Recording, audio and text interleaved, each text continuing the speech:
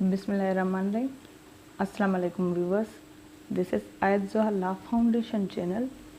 Viewers, हम अपने इस लेक्चर के सिलसिले को आगे बढ़ाते हुए जा रहे हैं, जिसमें हमने पूरे 3 चैप्टर कर लिए हैं। अब हमने स्टार्ट किया था 76 सेक्शन से चैप्टर नंबर 4, और आज हमारा जो सेक्शन है वो है 86 of Pakistan penal code 1860। The title of that section is. उससे पहले आपसे गुजारिश है कि मेरे चैनल को लाइक करें, शेयर करें और सब्सक्राइब करें, ठीक है। तो इस चैप्टर का जो टाइटल है जनरल एक्सेप्शन, और उसमें जो 86 सेक्शन है उसका टाइटल है offence requiring a particular intent और knowledge committed by one who is intoxicated. इस सेक्शन की जो मीनिंग है वो है कि ऑफेंस जो एक किया जाए जिसमें ज़रूरत हो या रिक्वायर्ड हो पर्टिकुलर इंटेंशन और नॉलेज, जब वो एक्ट कर रहा है बंदा उस हालत में जब वो इंटॉक्सिकेटेड यानी नशे की हालत में हो।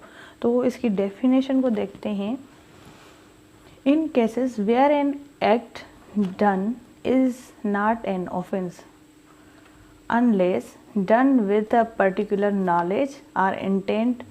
A person who does the act in a state of intoxication shall be liable to be dealt with as if he had the same knowledge as he would have had if he had not been intoxicated, unless the thing which intoxicated him without his knowledge or against his will.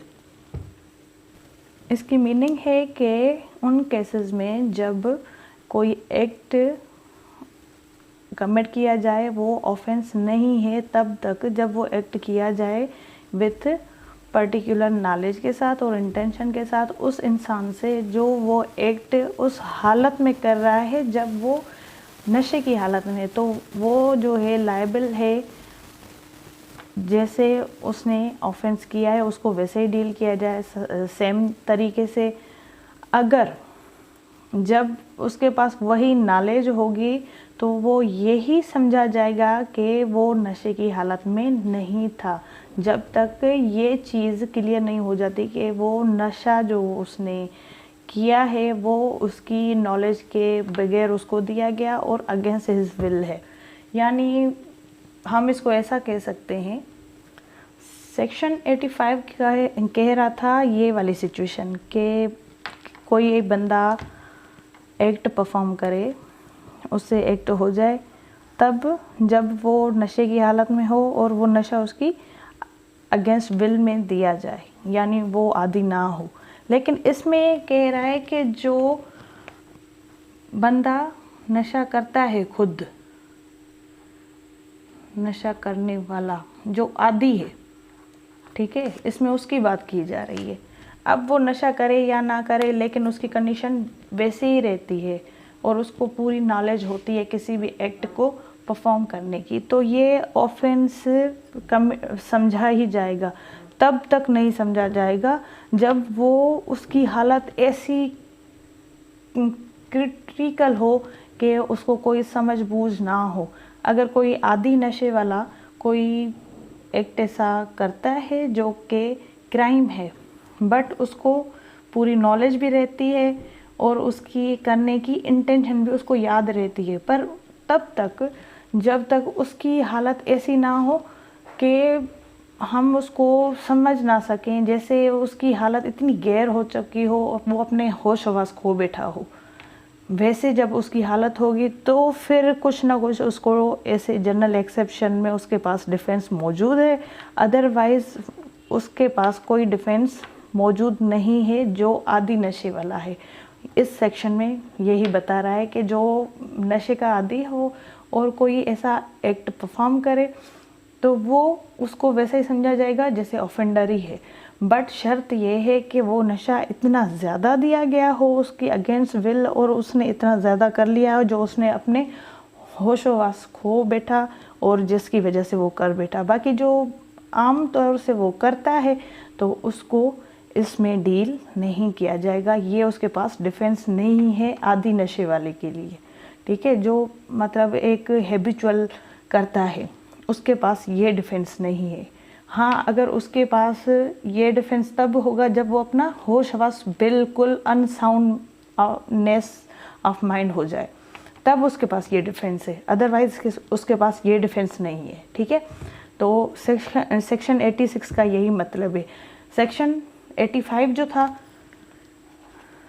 उसमें यही बता रहा था कि बंदे को नशा दिया जाए वो आदी ना हो, ठीक है। पहली बात ये थी, नशा दिया जाए वो आदी ना हो, अगेंस्ट उसके विल हो। अगर उसके साथ कोई ऐसा मतलब जुर्म वो कमिट कर देता है तो उसके पास डिफेंस मौजूद है। लेकिन 86 में यही कहता है कि अगर उसने कोई एक्ट परफॉर्म किया है वैसे उसको समझा जाएगा जैसे उसने नशा नहीं किया। अगर उसकी मतलब लिमिट से ज़्यादा उसके ऊपर चढ़ गया नशा और उसने कुछ कर दिया तो फिर ये सेक्शन उसके ऊपर लायबल होगा। अदरवाइज वो आम जैसे रोज़ उसकी रूटीन के हिसाब से वो नशे का डोज लेता है, तब ये उसके लिए मतलब जनरल डिफेंस नहीं है, एक्सेप्शन नहीं है उसके पास। ये था section 86। Now we are moving towards another section of Pakistan Penal Code, the section number 87 of Pakistan Penal Code. Title of that section is Act Not Intended or Not Known to be likely to cause death or grievous hurt done by consent. Act जिसमें हलाकत या कोई ज़रर पहुंचना मकसूद ना हो और उसका इल्म भी ना हो कि वो पहुंच भी सकता है या नहीं भी, या उसके इंटेंशन में भी नहीं है, ख्याल में भी नहीं है कि जो जिस एक्ट की वो कंसेंट दे रहा है, चाहे वो एक्सप्रेस हो या इम्प्लाइड हो, कंसेंट क्या हो, एक्सप्रेस हो या इम्प्लाइड हो। अब एक्सप्रेस और इम्प्लाइड क्या होती है वो मैं आपको समझाती हूँ।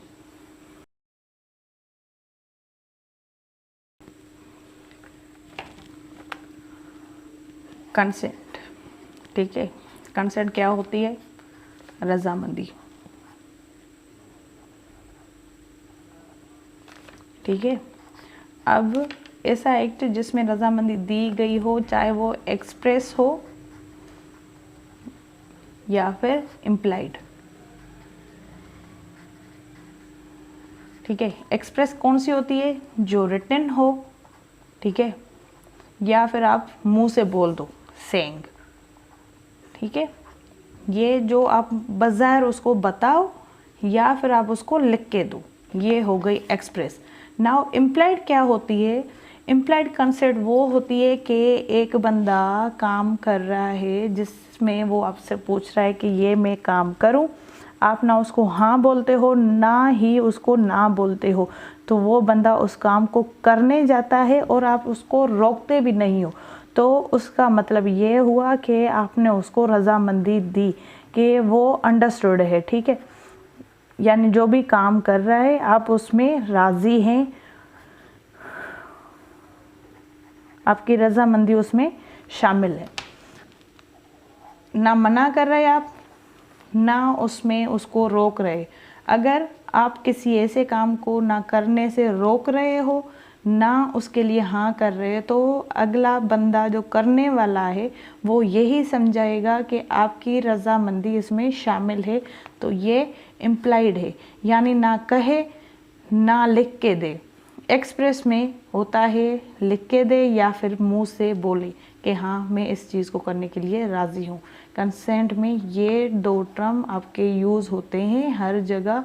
कॉन्ट्रैक्ट एक्ट 1872 में भी आपका ये टर्म बड़ा मैटर करेगा कॉन्ट्रैक्ट के लिए, ठीक है।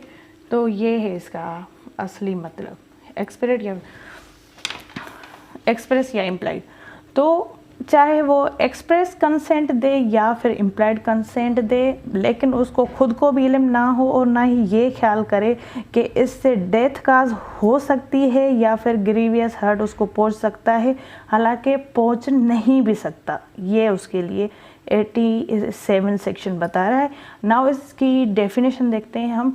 Nothing which is not intended to cause death और hurt or which is not known to be by doer to be likely to cause death or grievous hurt is an offense by reason of any harm which it may cause or be intended by the doer to cause to any person above 18 years of age who has given consent, whether express or implied, to suffer that harm or by reason of any harm which it may be known by the doer to be likely to cause any such person who has consented to take the risk of that harm।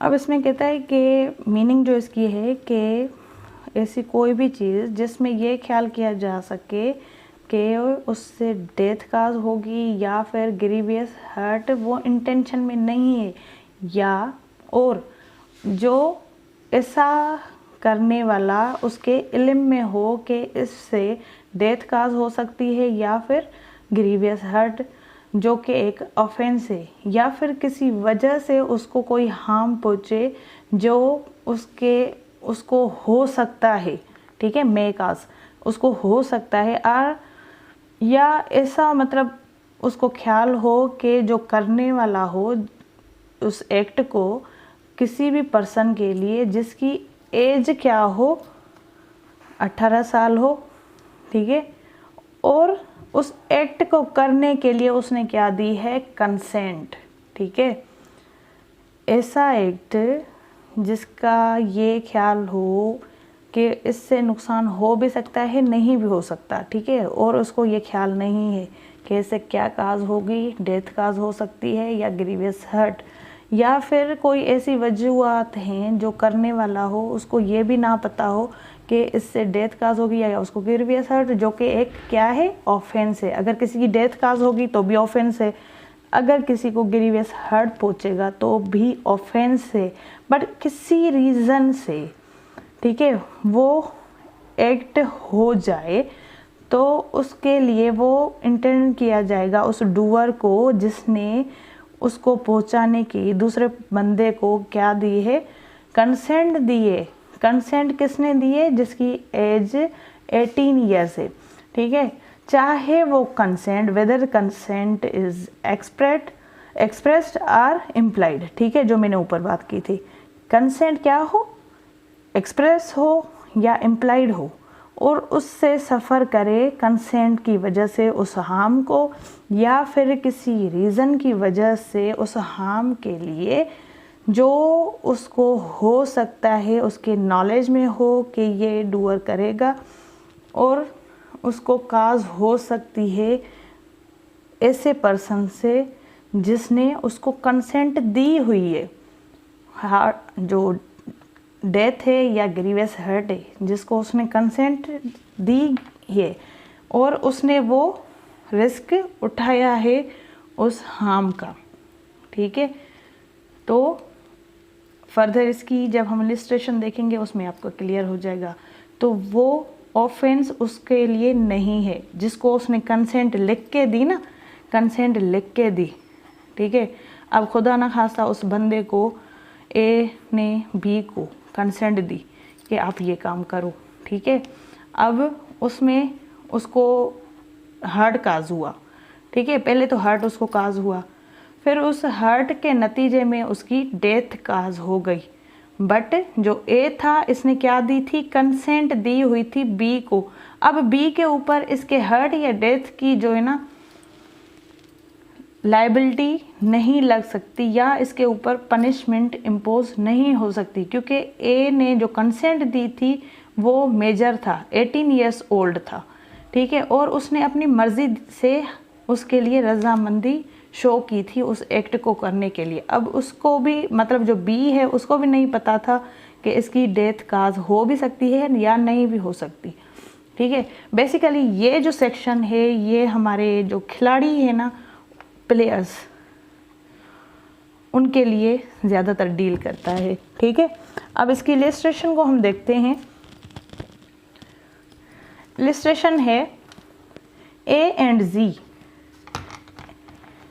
agree to fence with each other for assumment the agreement implied the consent of each to suffer any harm which in the course of such fencing may be caused without foul play, and if A while playing fairly hurts Z, A commits no offense। अब जो A है और Z ये agree हैं किसके लिए? Fencing के लिए। अब इसको थोड़ा मैं आपको समझा दूं फेंसिंग क्या है।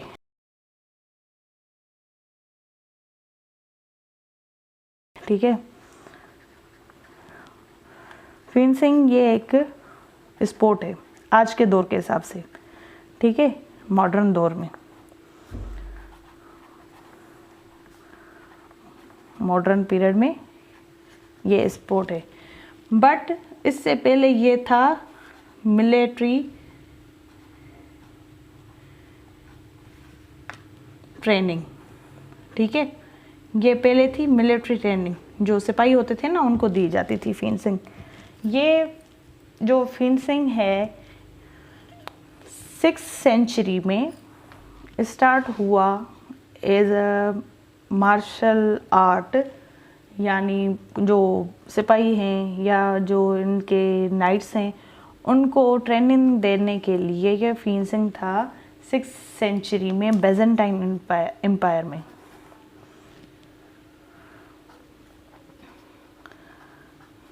बेजेंटाइन एम्पायर में। ठीक है, ये शुरू हुआ 6th सेंचुरी में। लेकिन इसमें पहले जो है ना ये ग्रीस में भी था और इजिप्ट में भी था एज अ मिलिट्री ट्रेनिंग, सिपाहियों को देने के लिए दी। लेकिन उसके बाद जो है ना इसको कन्वर्ट कर दिया गया, क्योंकि टेक्नोलॉजी जैसे जैसे बढ़ती गई तो इसकी ज़रूरत महसूस नहीं हुई, तो अब ये बन गया है स्पोर्ट मॉडर्न दौर में। तो ये एक स्पोर्ट है। स्पोर्ट में ये आपको स्लाइड दिख जाएगी कि किस टाइप का ये स्पोर्ट है। उसमें बंदे की जान जाने का ख़तरा होता है इस स्पोर्ट में, फेंसिंग में। ठीक है, इसको कहते हैं तेगजनी। तेगजनी, ठीक है, इसमें जान जाने का ख़तरा होता है। और ये जो खेल है 1880 में as a grand military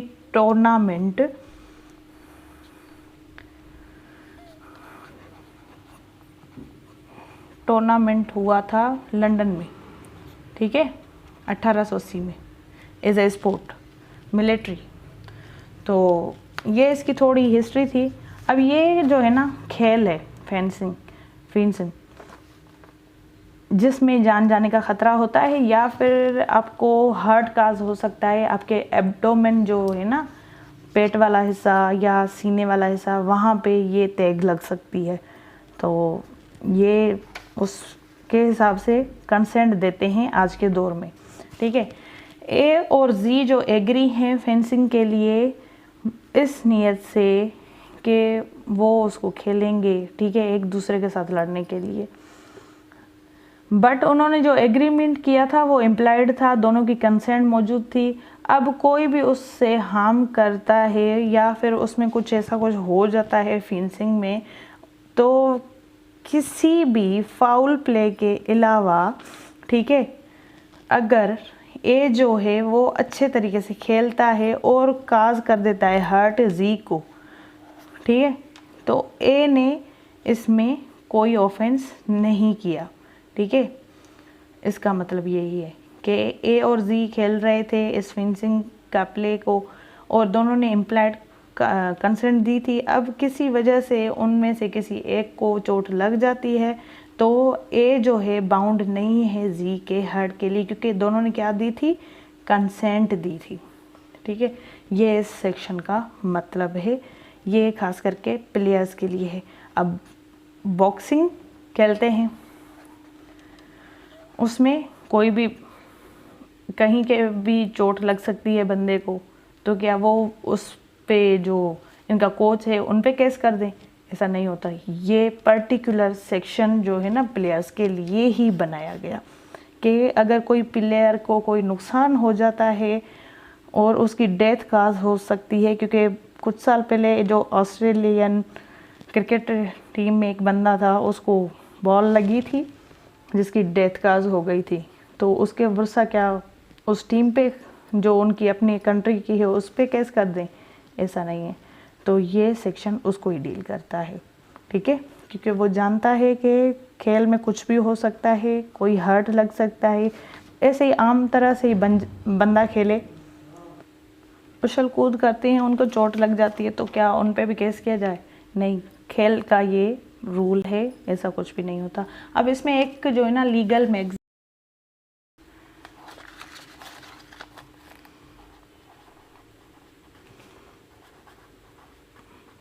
maxim है,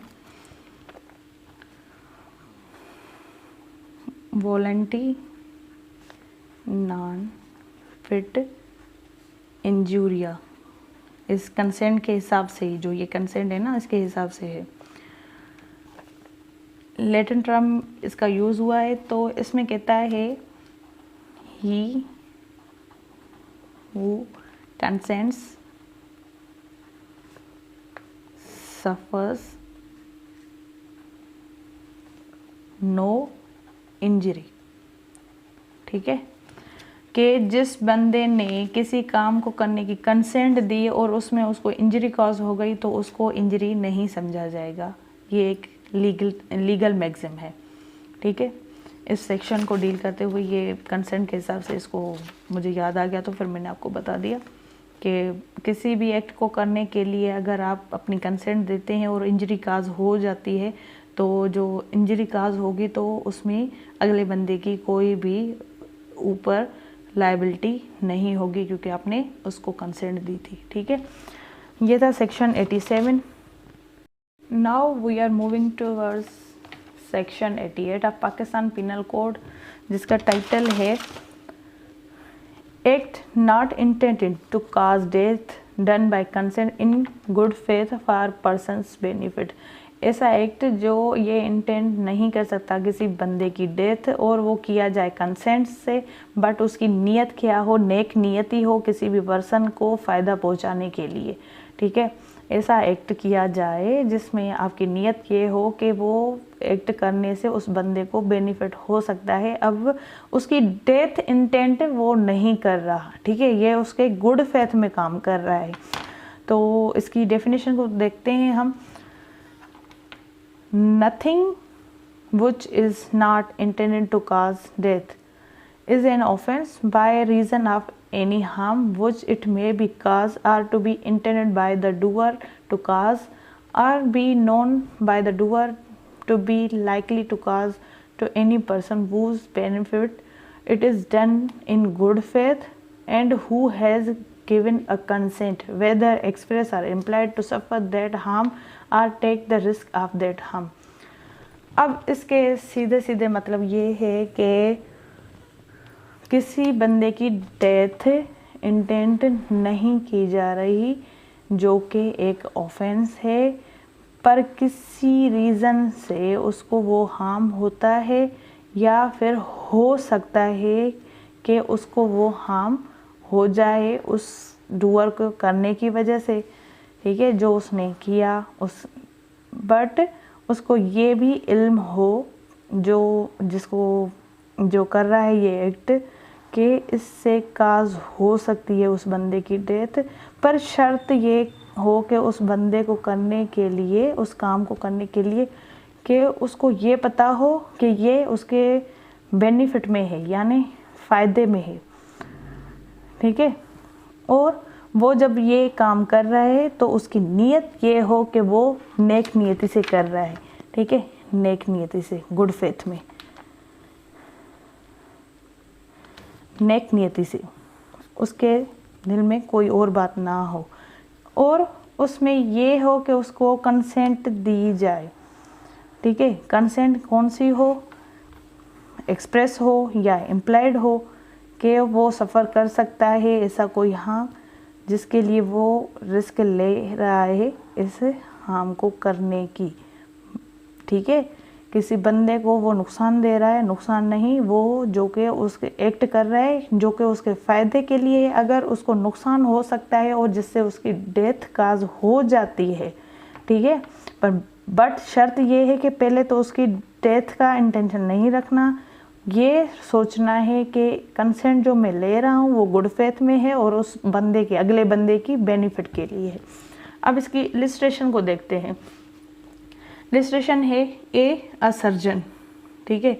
ये सेक्शन है डॉक्टर्स के लिए डील करने के लिए, डॉक्टर जो होते हैं उनके लिए डील करते हैं, क्योंकि मैं आपको बताती जा रही हूँ कि कौन सा सेक्शन कहाँ पे लगेगा, अगर ऐसा कुछ हो जाता है तो उस सूरत में कैसा, ठीक है।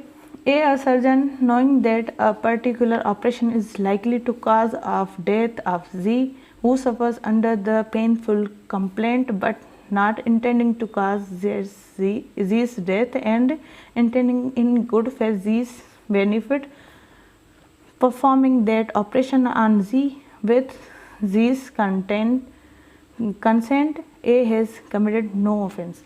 अब A जो एक सर्जन है, डॉक्टर है, ठीक है,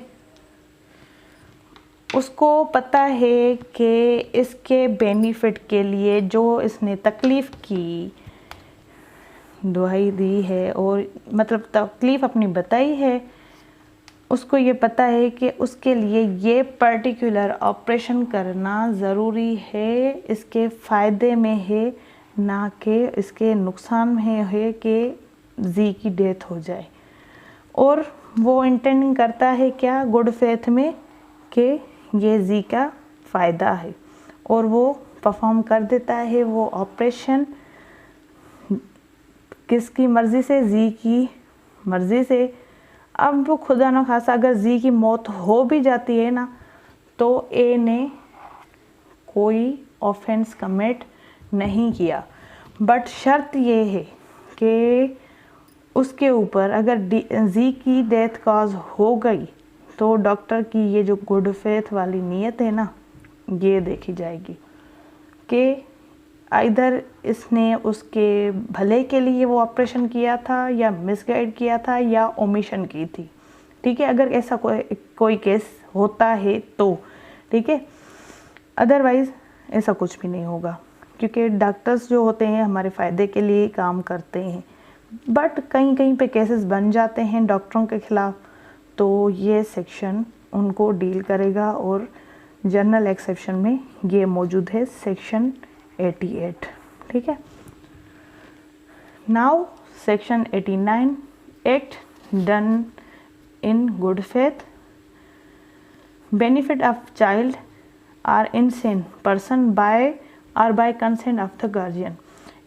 ऐसा कोई एक्ट किया जाए गुड फेथ में किसके फ़ायदे के लिए, एक बच्चे के लिए या फिर एक अनसाउंड माइंड के लिए, संकी के लिए, ठीक है, जो पागल है उसके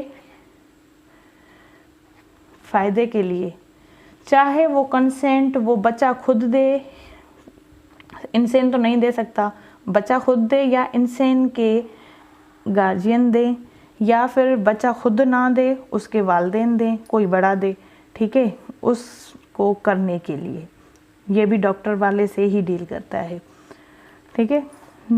नाउ इसकी डेफिनेशन देखते हैं हम। Nothing which is done in good faith for the benefit of a person under 14 years of age or of unsound mind by और बाय कंसेंट आइदर एक्सप्रेस और implied of the guardian or other person having lawful charge of that person is an offense by reason of any harm which it may be caused or to be intended by the doer to cause or to be known by the doer to be likely to cause that person, ठीक है। अब यहाँ तक इसको समझते हैं हम। ऐसा बच्चा जिसकी एज क्या है,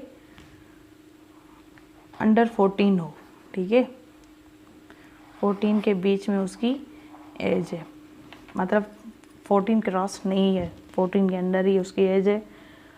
उसके फ़ायदे के लिए या फिर जो अनसाउंड माइंड है उसके फ़ायदे के लिए कोई काम किया जाए उनकी कंसेंट से, चाहे वो एक्सप्रेस हो या इम्प्लाइड हो, या फिर वो कोई गार्जियन उनका दे, या फिर ऐसा कोई दूसरा बंदा जिसके पास इनकी लॉफुल चार्ज हो उस बंदे की, चाहे वो चाइल्ड हो या फिर इंसान हो, तो वो ऑफेंस नहीं हो सकता। ठीक है, किसी रीज़न से कि उनको हार्म हो, या फिर ऐसा हो सकता है ये इंटेंट किया जाए कि उस बंदे को जो करने वाला है उसने कोई काज किया हो उनको हार्म वगैरह। ठीक है, ये यहाँ तक क्लियर है कि ऐसा कोई एक्ट डन किया जाए गुड फेथ में, बेनिफिट में उस बंदे के लिए जो कि बच्चे के लिए जो कोई 14 साल के अंडर एज है या फिर कोई अनसाउंड माइंड है और उसकी कंसेंट दी गई है उसके गार्जियन से या किसी और दूसरे पर्सन से या फिर बच्चे की खुद की कंसेंट से। ठीक है, ये यहाँ तक क्लियर है। अगर कोई उसको ऐसा हार्म होता है या होने वाला है, हो सकता है हो जाए, तो उसकी दूसरी शक्लें भी है, यानी सूरतें हैं, कौन कौन सी वो हम देखते हैं आगे। Firstly, provided that this exception shall not extend to the intentional cause of death or to attempt to cause of death। जो पहली चीज़ प्रोवाइडेड, ये अभी कुछ और भी बोल रहा है। ठीक है, सेक्शन आगे भी इसकी सूरतें हो सकती हैं कि ये एक्सेप्शन में नहीं होगा, उसके दायरे एक्सेप्शन के दायरे में नहीं आता कि किसी बंदे की इंटेंशनल डेथ काज की जाए या फिर कोशिश की जाए अटेम्प्ट टू काज डेथ। ठीक है, ये इसकी पहली सूरत है कि ऑफेंस होगा। अगर ये सूरत मौजूद है तो वो पर्टिकुलर ऑफेंस है, क्योंकि इसमें मेंजरिया भी है और एक्टसरिया भी है कि उसने इंटेंशनली काज की है क्या, डेथ। ठीक है, और या फिर उसका इंटेंशन था बट उसकी डेथ काज नहीं हुई लेकिन उसने अटेम्प्ट की, ये उसकी पहली शर्त है, तब ये ऑफेंस में आएगी। Secondly, this exception shall not extend, same बात है यहाँ तक, तो doing of anything which the person doing it knows to be likely to cause death for any purpose other than the prevent of death और grievous hurt और curing of any grievous disease और infirmity. ठीक है, या फिर उस बंदे को जब वो एक्ट कर रहा है कि ऐसी चीज़ एनीथिंग कुछ भी उस बंदे के लिए जो कि उसको पहले से ही डेथ काज कर सकती है, तो उसके लिए उसके पास क्या है, पर्पज़ है, मकसद है। ठीक है, कि वो उसको बचाए उस डेथ से या फिर ग्रीवियस हर्ट से, या फिर उसको क्योर करे किसी ग्रीवियस डिजीज़ से जो कि उसके लिए इन्फर्मिटी काज करे। ठीक है, ये सूरत से भी उसको ये ऑफेंस नहीं है, ऊपर वाला ऑफेंस है, ये ऑफेंस में नहीं आता, क्योंकि जो कैंसर के मरीज़ होते हैं, ठीक है, अब उनको या तो डेथ काज होती है या फिर ग्रीवियस हर्ट होती है, लेकिन जो डॉक्टर है वो क्या करता है, उनके बचाने के लिए अगर उनके किसी बॉडी पार्ट में जैसे टांग है, आर्म है या फिर पैर है, उस पे कैंसर के वायरस ज़्यादा होते हैं, तो वो क्या करते हैं, उस चीज़ को काट के फेंक देते हैं। ठीक है, लेग हो, हैंड हो, कुछ भी हो, काट के फेंक देते हैं। अब क्या है, ये ग्रीवियस हर्ट है, लेकिन उसको क्या कर रहे हैं, किसी ग्रीवियस डिजीज़ से उसको प्रिवेंट किया जा रहा है, इलाज किया जा रहा है उसका, और उसको डेथ कॉज होने से बचाया जा रहा है। ठीक है, या फिर ऐसा मरीज़ है जिसको मतलब पूरी बॉडी में कैंसर है, लेकिन उसका ट्रीटमेंट ऐसा है कि उसके हेवी डोजेस की वजह से उसकी डेथ काज हो सकती है, बट वो पहले अपना जो है ना पूरा तरीका यूज़ करते हैं ताकि ये बच जाए। अब कोई बचता है, कोई नहीं बचता, वो एक अलग बात है। ठीक है, अब थर्डली है, this exception shall not extend to voluntary causing of grievous hurt और attempting to grievous hurt unless it be purpose for preventing death और ग्रीवियस हर्ट और the curing any grievous hurt. अब ये वॉलंटरी जो है ना, ये जनरल एक्सेप्शन में नहीं आएगा, क्योंकि इसने वॉलंटरीली काज की तो ये ऑफेंस है। अगर इसने वॉलंटरीली काज नहीं की, उसको ग्रीवियस हर्ट या फिर अटेम्प्ट की ग्रीवियस हर्ट उसको बचाने के लिए, उसका मकसद क्या था, बचाने डेथ से और ग्रीवियस हर्ट से, सेम यही बात जो मैंने ऊपर कही थी, तो ये भी ऑफेंस में नहीं आएगी, क्योंकि उसने खुद कोशिश करके, अब इसमें जो लाजमी है ना, किसी बड़े की उसकी कंसेंट मौजूद भी ना हो, डॉक्टर खुद उस बंदे को देखे और उसकी वो तशखीस हो जाए कि इसको ये मर्ज़ है और इसका ये जल्दी से ट्रीटमेंट करना लाजमी है वॉलंटरीली, और उसको बचाया जा सकता है किससे, ग्रीवियस हर्ट से या डेथ से, तो ये भी कर सकता है, ये ऑफेंस नहीं होगा। ठीक है, जो ऐसी बीमारी से बचाए उस बंदे को जिससे डेथ काज होगी या ग्रीवियस हर्ट, और डॉक्टर वो काम करता है, तो ये जनरल एक्सेप्शन में आता है, उस डॉक्टर के ऊपर केस नहीं बनता। बट शर्त ये है कि वो गुड फेथ में हो और उसके बेनिफिट में हो। ठीक है, अब फोर्थली है that this exception shall not extend to abetment of any offence. ठीक है, वो अबेटमेंट ना हो किसी ऑफेंस की। अब अबेटमेंट देखेंगे हम, हमारा सेक्शन चैप्टर 5 जो है 107 सेक्शन है इसका पीपीसी का, उसमें है डिफाइन, उसको देखेंगे तब हमें पता चलेगा अबेटमेंट क्या है। ठीक है, अबेटमेंट ना हो बीच में तो ये भी इस सेक्शन के अंदर नहीं आएगा। ठीक है, फोर्थली ये कि अबेटमेंट भी शामिल ना हो। ये ग्रीवियस हार्ट काज हो गया, डेथ काज हो गई, बट गुड फेथ में हो और उसको मतलब किसी चीज़ से प्रिवेंट किया जाए। अगर खुदा न खास्ता उससे काज हो गई तो ये उसके ऊपर ऑफेंस नहीं है, कोई बच्चा हो या इंसान, उसके ऊपर ये चारों पांचों जो हैं नहीं लगते। ठीक है, गुड फेथ और उसमें पर्पस देखा जाएगा कि ये प्रिवेंट कर रहा था इधर या फिर अटेम्प्ट कर रहा था जानबूझ के उसको मारने के लिए। अब इसकी इलिस्ट्रेशन देखते हैं। A in good faith for his child's benefit without his child's consent has his child cut for the stone by the surgeon, knowing it to be likely that the operation will cause the child's death but not intending to cause the child's death.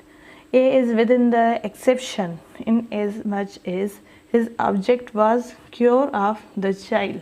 जो A है good faith में नेक नियति से क्या कर रहा है कि उसके बच्चे के लिए विदाउट हिज कंसेंट, ठीक है, उस बच्चे को मतलब स्टोन है वो निकाल देता है, किससे, सर्जन से निकलवा देता है। उसको ये पता है कि उस ऑपरेशन में उस बच्चे की डेथ काज हो सकती है, बट ये इंटेंड नहीं कर रहा कि बच्चे की डेथ काज हो जाएगी। ठीक है, लेकिन उसका क्या देख रहा है, गुड फेथ देख रहा है। अब एक बच्चा जो कि दर्द से बिलबिला रहा है और मतलब उसको तकलीफ़ है, तो वालिदैन तो नहीं देखेंगे, ज़रा वालिदैन ने कंसेंट दिए तो अपने बच्चे की भलाई के लिए दिए ना, उसके फ़ायदे के लिए। तो ए जो है उसके पास ये एक्सेप्शन मौजूद है कि उसने अपने जो ऑब्जेक्ट है उसको अचीव कर लिया और बच्चे को सेव कर लिया और बच्चा बच गया।